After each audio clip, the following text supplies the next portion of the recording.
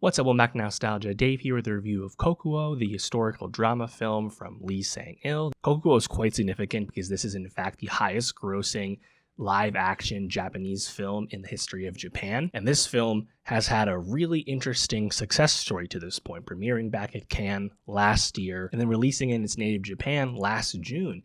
It's had an 8-month release in Japan and has just now really got any kind of expanded release here in the States. I know it was technically playing in LA, New York more recently, but it just bumped up to only 261 theaters last weekend. So people are still slowly getting a chance to see it, and it got a lot of attention in terms of the awards race, making the Best International Feature Film shortlist, but ultimately not getting that final Oscar nomination.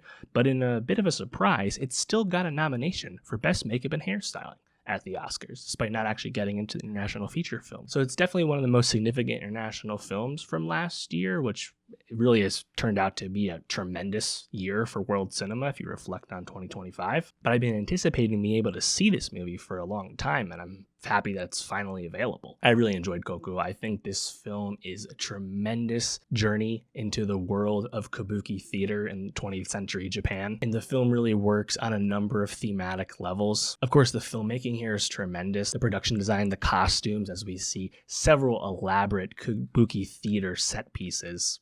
Absolutely gorgeous stuff. But the storytelling in the movie also is quite impressive as we follow this young orphan who gets adopted by a renowned Kabuki actor in the 1960s. And I think the film has a lot to say about artists who want to be the absolute best and what that takes and how that affects the rest of your life, other people within your life. In the end, I think the movie is very rich. Now, if I had any notes, it's almost 3 hours in length. It had nearly 5 endings, it felt like. You probably could have toned this down and edited this movie just a little bit to be a bit more focused, but man, I thought it was a really satisfying and rewarding watch all the same. You know, right off the bat, you get something that's almost like a bit of a subversion in terms of where the movie goes, because we start off, with our young protagonist, Kikuo, who is the son of a Yakuza boss. And he basically ends up watching his father get assassinated by a rival gang, and he ends up becoming an orphan in the process, and he ends up being adopted by a very renowned and well-known Osaka Kabuki actor, and he thus moves to Osaka to pick up his life. And you think, oh, maybe this movie will be about Kikuo eventually getting his revenge, and the movie kind of fakes you out because you think it's going to be about Kikuo getting his revenge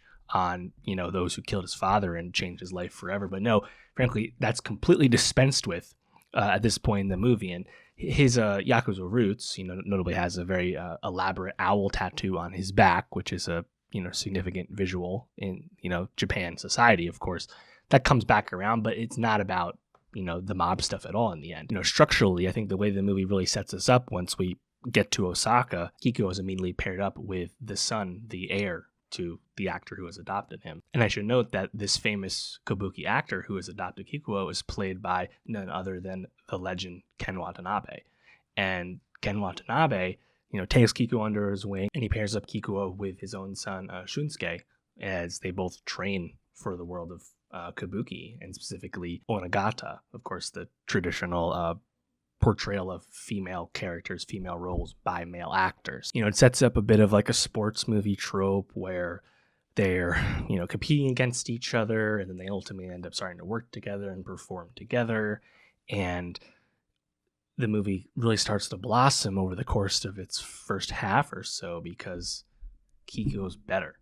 He's so dedicated and committed to being the best.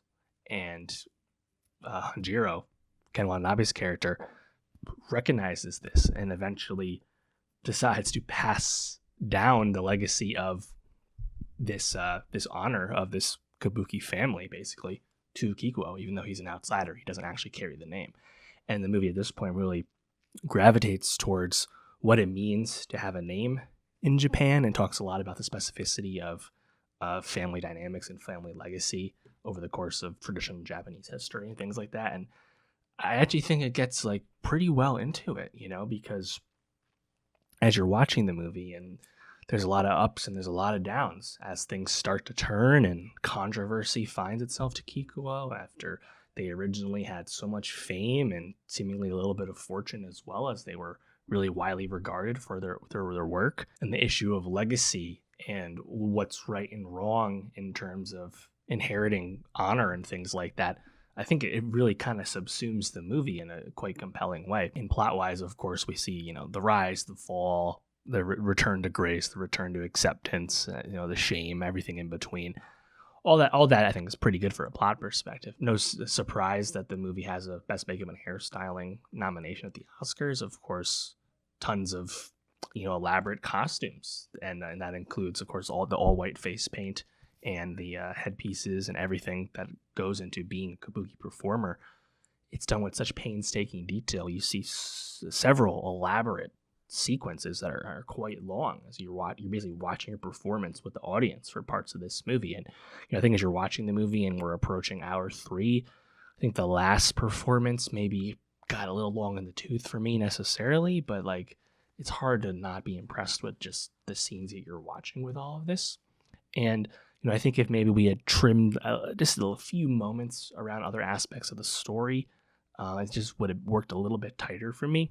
I think the most notable thing that's been cited as a kind of gap in the screenplay, I guess, is Kikuo ends up having a illegitimate child with a geisha that he meets at one point, and he doesn't really acknowledge that he's this girl's dad. Things like that. That's kind of just in the story at times. It doesn't really come around too much. It's kind of just a plot device. Don't know if we necessarily needed all of that stuff, but I really liked how the movie progressed between Kikuo and Shunsuke's relationship as they obviously come together, then go really divert apart when Hanjiro basically picks Kikuo instead of his own son to pass down the legacy of their name and whatnot. And then watching one rise, the other fall, seeing that flip, and then seeing them come together at the end as they've aged and time have passed, and they come back together and reunite and perform once again. I think that all was pretty nice as that relationship is expounded upon, again, quite slowly as we watch the movie. The movie makes a point of showing you these placards and go from 1960s to 70s to 80s. That's where most of the story takes place, but we eventually get to the near present day, eventually as Kikuo gets older. And the title of the film, Kokuho, is of course the Japanese term for national living treasure, someone who has been esteemed to be a great ambassador, creator of the arts, as best as I understand it, to Japanese society. Does Kikuo actually get that title? Because clearly he's been striving to achieve that. He wants to be the best kabuki actor in all of Japan. He says so as much in the beginning of the movie. Now, there has been a interesting amount of commentary, frankly, about what this movie isn't doing. I think a lot of people were expecting this to be some kind of queer examination, of course, the world of kabuki and specifically onagata, where women were forbidden from performing and thus all the female roles were performed by men, and that inherent misogyny that carried over into larger Japanese societal dynamics, especially at that time. We're in fact inspecting this kind of uber masculinity that's involved around the actual portrayal of femininity on stage and things like that. There's been a lot of commentary about people about whether they're actually happy with what this movie says or the fact that it doesn't actually say a lot about those themes overall. I really didn't care about that stuff too much. Yes, maybe if you were hoping this would be a queer story, it's not one at all, frankly. And it's also not one that's carrying a modern viewpoint necessarily on this world, right? We're watching the world of kabuki theater in the late 20th century. It's presenting it for what it is, and it's showing you the faults. It's showing you the thorns. The female characters throughout this movie are largely in service of Kikuo, and he doesn't show them a ton of grace and respect for the most part. Does the movie take that deep enough for some people? Apparently not, but I don't think it shies away from anything like that, frankly. I think if there's any notes to have about the movie, more importantly, it's just kind of structurally, just general length and editing. But in terms of just a lavish production that really gets in there into a story in this world and the challenges of finding purpose when you don't really have a legacy to claim, I think it's pretty cool, man. I really enjoyed the movie. Reflecting on Best International Feature Film at the Oscars, of course, the big trio that got nominated, Sentimental Value, It Was Just an Accident, and The Secret Agent, all movies I liked quite a bit and reviewed. I was really disappointed that, South Korea's No Other Choice from Park Chan-wook was not nominated. I've still yet to see Surat, which has not been released in the States, and the voice of Hin Rajab from Tunisia doesn't even have U.S. distribution still. Again, haven't seen those movies, but I think Kokuho should have been there, and obviously I really think No Other Choice should have been there. having seen these. Nevertheless, what'd you think of this movie? Obviously, if you're a Japanese person, you saw this movie almost a year ago at this point, but for Western audiences, we're just now really getting a chance to see it, and I think it's worth the time. Let me know what you think of the movie, and for more film reviews, subscribe, and I'll see you next time.